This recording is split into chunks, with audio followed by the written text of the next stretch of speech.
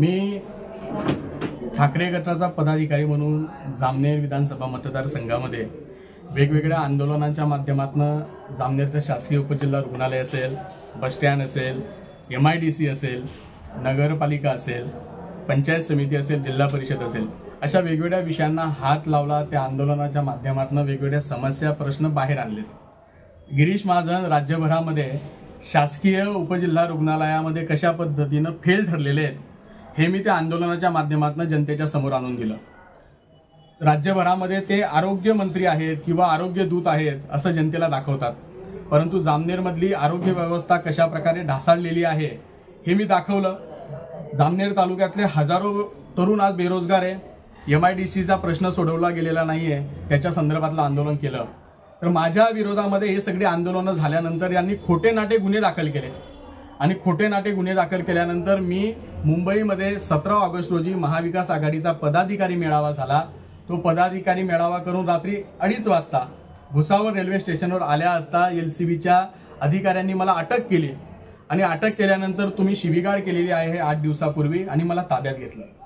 म्हणजे मला ताब्यात घेतल्यानंतर मी त्यांना विचारायला लागलो तर कोणत्या प्रकारचं उत्तर देत नव्हते. लक्षामध्ये असं आलं की गाडीमध्ये त्यांना वेगवेगळ्या लोकांचे, मंत्र्यांचे, PNचे फोन सुरू होते. आणि हे सगळं प्रकरण झाल्यानंतर मी जेव्हा त्यांच्या समोर तिथे साक्ष देण्यासाठी हजर झालो किंवा जबाब देण्यासाठी हजर झालो, तेव्हा मला सकाळी 4:30च्या दरम्यान त्याच दिवशी 17 तारखेला या जिल्ह्याच्या एका मोठ्या अधिकाऱ्याचा फोन आला. त्या अधिकाऱ्याने फोन करून मला सांगितलं की राहुल, तुझ्या बॅगा तू तुझ्याजवळ ठेवू नकोस, तुझ्या बॅगेमध्ये ड्रग्स आणि गांजा ह्या ठेवला जाणार आहे. तुला जर एखाद्या कोणत्या व्यक्तीचा फोन आला की भाऊ तुम्हाला काही पैसे हवे आहेत का, तर त्या व्यक्तीशी बोलू नको, तुझ्या विरोधामध्ये खंडणीचा गुन्हा दाखल केला जाणार आहे. आणि त्यांनी तिसरं प्रकरण मला असं सांगितलं की कुणी कॅश पैसे द्यायला आलं की तुम्हाला काही मदत लागत असेल तर हे माझे 5-10 हजार रुपये तुमच्याकडे ठेवा, तर तो सुद्धा तुझ्या विरोधामध्ये चोरीचा गुन्हा दाखल करणार आहे. आणि त्यांनी शेवटचं सांगितलं की तिथं जितका वेळ थांबशील तितका वेळ थांब, परंतु तुला एखादी महिला जर तिथं आली आणि तुला फोन सांगितलं की मला दादा एक फोन लावायचा आहे किंवा मला एका नंबरवर कॉन्टॅक्ट करायचा, तुमचा नंबर द्या, तर त्या महिलेशी सुद्धा तिथे कॉलवर बोलू नको किंवा तुझा फोन देऊ नको. तुझ्यावर स्त्रीभंग कारवाई केली जाणार किंवा महिलांची छेडछाड वगैरे अशा प्रकारांना सुद्धा तुझ्यावर कारवाई केली जाणार आहे.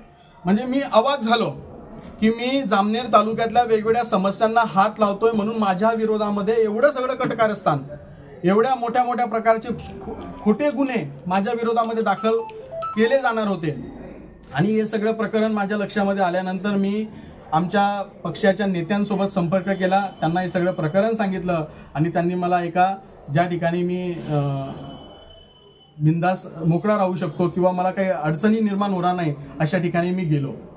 लक्षामध्ये असं आलं की या सगळ्या कारवाईमध्ये मंत्री गिरीश महाजनांचा मोठ्या प्रमाणामध्ये सहभाग होता, कारण मी जामनेरमध्ये वेगवेगळ्या आंदोलनामध्ये सहभागी झालो म्हणून. मी माझ्यासारखे असंख्य लोकांवर जामनेर विधानसभेमध्ये अत्याचार झालेले आहेत. जो बहुजन समाजाचा युवा असेल, व्यक्ती असेल, गिरीश महाजनांच्या विरोधामध्ये गेला त्याला गिरीश महाजनांनी संपवलेला आहे. आणि माझ्या विरोधामध्ये सुद्धा अशाच प्रकारचं षड्यंत्र गेल्या 2 वर्षापासून सुरू आहे. आणि 2 वर्षापासून या सगळ्या गोष्टींमध्ये आज त्या दिवशी रात्री 2:30 वाजता मला अटक केली. याच्यानंतर ते माझ्या विरोधामध्ये कधी व केव्हाही खोटे गुन्हे दाखल करू शकतात. आणि माझ्या जर जीवाचं काही बरं वाईट झालं तर या सर्व घटनांना मंत्री गिरीश महाजन हीच व्यक्ती जबाबदार असेल. गिरीश महाजनांचा PA दीपक तायडे हा सुद्धा जबाबदार असेल, कारण की माझ्या या सगळ्या प्रकरणांमध्ये या 2 लोकांचा मोठ्या प्रमाणामध्ये सहभाग आहे आणि यांनी मला संपवण्याचा एक प्रकारे विडाच उचललेला आहे असं लक्षामध्ये आलेलं आहे. याला कायदेशीर कशा पद्धतीने उत्तर देणार तुम्ही? मी आता कायद्याच्या चौकटीमध्ये बसून न्यायमूर्तीवर, एकूण माझा न्याय व्यवस्थेवर पूर्ण विश्वास आहे आणि मी कायद्याची लढाई ही कायद्याने लढणारच आहे. परंतु ज्या अधिकाऱ्यांनी मला अटक केली त्यांच्या विरोधामध्ये मी हायकोर्टात सुद्धा जाणार आहे, न्यायालयात त्यांच्या विरोधात मी लढाई लढणार आहे. ठीक आहे.